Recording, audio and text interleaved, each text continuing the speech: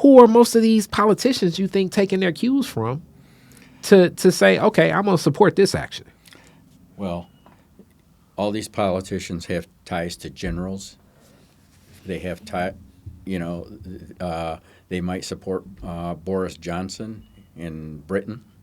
They have ties, various ties that could call them up and say, hey, bury the hatchet on this one, We're all working on this. NATO, this is full thrust for NATO, and this isn't about whatever. How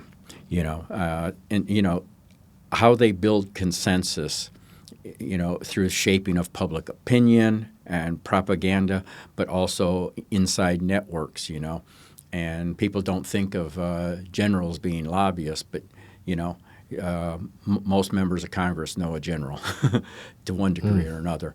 And, of course, if you're on the Armed Services Committee, you know a number of them.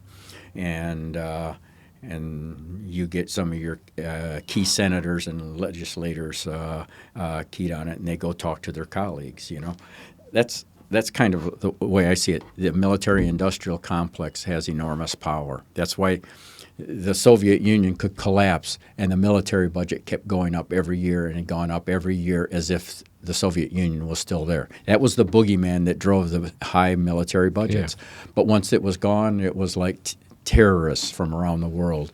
It was always this evil force in the world that we were combating. But it was really driven by the political economy of military spending and the military-industrial complex and the ties to politicians that it engendered. But, when you talk about propaganda, in all his press releases, all his commentary, Biden says, we want a diplomatic solution. That's the ideal. We want it. But when Russia says there's two things that we want, we want NATO far from our border. We want NATO far from our border, and what's the other one? We don't want Ukraine to become part of NATO, and honor what you said you were going to do back in the 1980s. You weren't going to move NATO here. You've massively relocated NATO right on our borders. And so when we put some troops there, you act like we're being the aggressors. But we got to protect our borders. Any nation would do the same thing, right? So Biden says Russia's key demands are off the table. We won't even consider them. So let's negotiate. No, you just said you aren't going to negotiate those. You said they're non-negotiable. So when you say you want to negotiate, you're trying to look like you're being fair. That's but propaganda. What you're doing is posturing. You're not negotiating because there's nothing unreasonable about saying keep hostile military forces away from my border. That's a reasonable request. Yeah. And the United States faces zero threat from Russia. Poland and Hungary aren't threatened by Russia. I mean, the Ukrainian president said that I'm not threatened by Russia. That's right. There you go.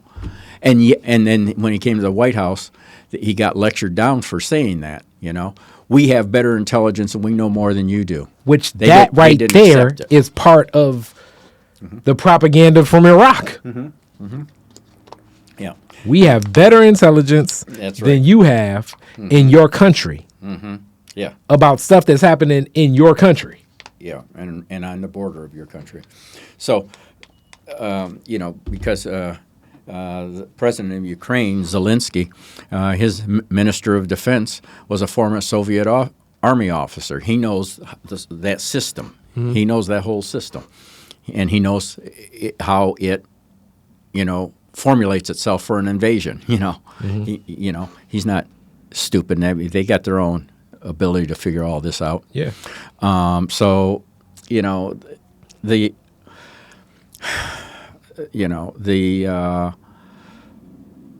prospects of this becoming something horrific and bloody, and other nations jumping in, because the United States is bribing them. Turkey is sending drone missiles to Ukraine. The United States is paying for it. Turkey's where the headquarters of the land forces for NATO are headquartered. So basically, the only nation supporting this, and this is why I'm not hearing anything about the United Nations, are the NATO nations. But what you're telling me is that as a NATO nation, it's like I've already signed a contract. It'd be like, it'd be like, I don't know, you're my brother. You get into a fight. It's like, even if I really don't want to fight with you, I'm going to go home and my mom going to be like, why you ain't fight with your brother? So it's like the context of it, and I guess America must be the big brother in this situation, because I'm sure if one of these nations got into a fight that America didn't support, they would probably not support it. But the rest of these nations probably are giving money, resources, these bases across the world. If you're in support of this, is an advantageous position for political leaders and leadership. Well, I still ask, what's the justification for the existence of NATO?